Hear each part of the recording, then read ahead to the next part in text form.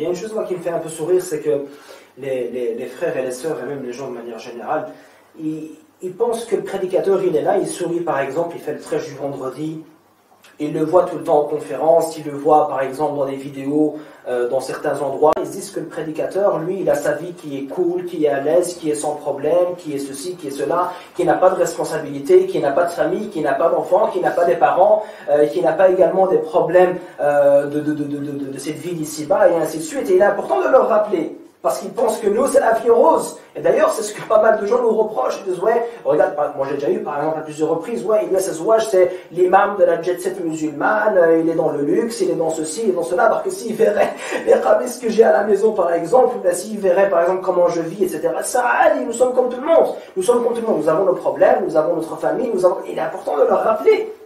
Alors qu'ils ne savent pas ce que nous, on fait pour justement, mais en secret, il ne faut pas.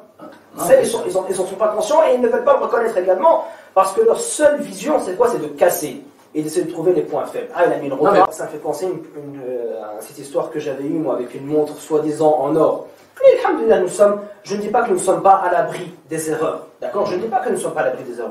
Tout être humain peut faire des erreurs. Mais il y a encore des degrés d'erreur qui sont un peu trop visibles. Donc, quelqu'un qui est dans le domaine de la da'wah, il sait quand même automatiquement qu'une montre en or, elle est haram, elle est interdite pour les hommes.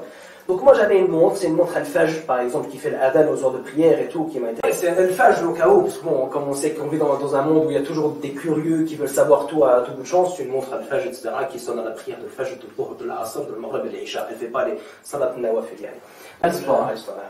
Donc cette montre, je l'ai apportée durant un colloque donc de 5 jours. Et il y avait une sœur qui m'avait posé la question à plusieurs reprises. Ah, la montre, est-ce qu'elle est en or? Est-ce qu'elle est en or? Est-ce qu'elle est en or? Est-ce qu'elle est en or? Est-ce qu'elle est en or? Est-ce qu'elle est en or? Quand j'ai vu l'harcèlement et l'acharnement de cette sœur face à cette montre, je me suis dit, mais subhanallah, c'est de la futilité, c'est et comme je le disais, je l'avais expliqué, qu'elle pouvait très bien m'envoyer par email la question, et ainsi de suite, etc. Mais au fur et à mesure, je remarquais que la sœur insultait même, parce qu'elle signait toujours de la même signature, elle insultait même l'intervenant qui était à mes côtés.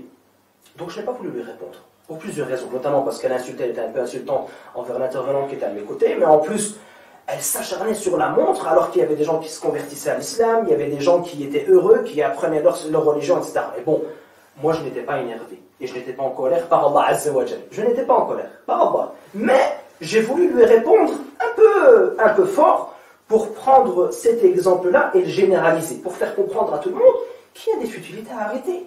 Les gens, quand je les vois, par exemple, moi sur Facebook ou sur d'autres sites des réseaux sociaux, le blanc, il ne met pas la gel là-bas, pourquoi est-ce qu'il ne met pas le rouge, pourquoi est-ce qu'il ne met pas le vert, pourquoi est-ce qu'il ne met pas ceci, pourquoi est-ce qu'il ne met pas l'habit des Chinois, pourquoi est-ce qu'il ne met pas l'habit japonais, l'habit ceci, l'habit cela, et ainsi de suite. Donc tout ça, ce sont des futilités. Pourquoi est-ce qu'il a mis un costume, pourquoi est-ce qu'il a mis un qamis, pourquoi est-ce qu'il sourit, pourquoi est-ce que tu souris toi? Il ne faut pas sourire, hein. Pourquoi est-ce que tu as un siwak dans la poche? Regarde ce siwak, les gens, ils sont en train de se poser des questions.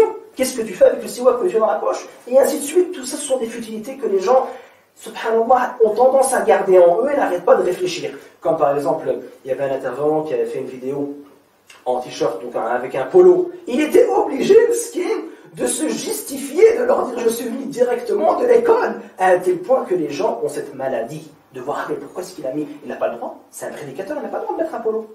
Pourquoi est-ce qu'il a mis un polo? Et ainsi de suite. Parce que même quand on vient à évoquer par exemple le respect, certes, il y a des gens qui respectent les prédicateurs comme il se doit, donc dans les normes, sans excès. Mais il y a également d'autres frères et d'autres sœurs qui ont un excès total dans le fait de respecter, par exemple, la personne, à un tel point de vouloir s'attacher à lui, à un tel point de rentrer un peu dans l'effet de starification, etc., etc. Et là, je voulais souligner un peu l'histoire qu'on avait eue une fois dans un salon musulman en France. C'était lorsqu'une sœur venait, elle pleurait.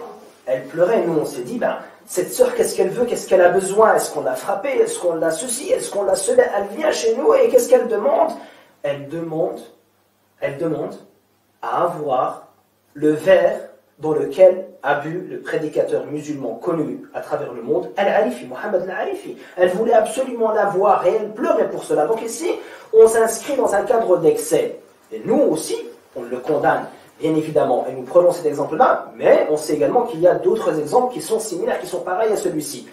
Il y a également, par exemple, dans les éloges. Nous savons très très bien qu'il y a des personnes qui, lorsqu'elles voient une vidéo et qu'elle est contente, elle fait part de son sentiment, d'accord? par commentaire par exemple, elle dit Masha'Allah, elle dit Tabarakallah, elle reste dans les normes. Mais il y en a d'autres qui exagèrent un peu. Et d'ailleurs nous, en tout cas moi, il y a des commentaires qui font des éloges assez forts, etc. Ça, en tout cas moi je demande à mes admins de les supprimer, de les retirer, parce que ça ne correspond pas, par exemple, à l'éthique musulmane, parce qu'ils sont dans un excès total. Mais lorsque ce sont par exemple des remerciements, ou lorsqu'il dit Masha'Allah sur une vidéo, Tabarakallah, ou ceci, ou il te fait une invocation, tu dis Amin Khalas. Donc il y a ici ceux qui négligent le respect, donc ceux-là des prédicateurs, ils sont rien, ils sont ceci, ils sont là, on ne les connaît pas, hein. Et puis de l'autre côté, il y a ceux qui sont dans un excès total.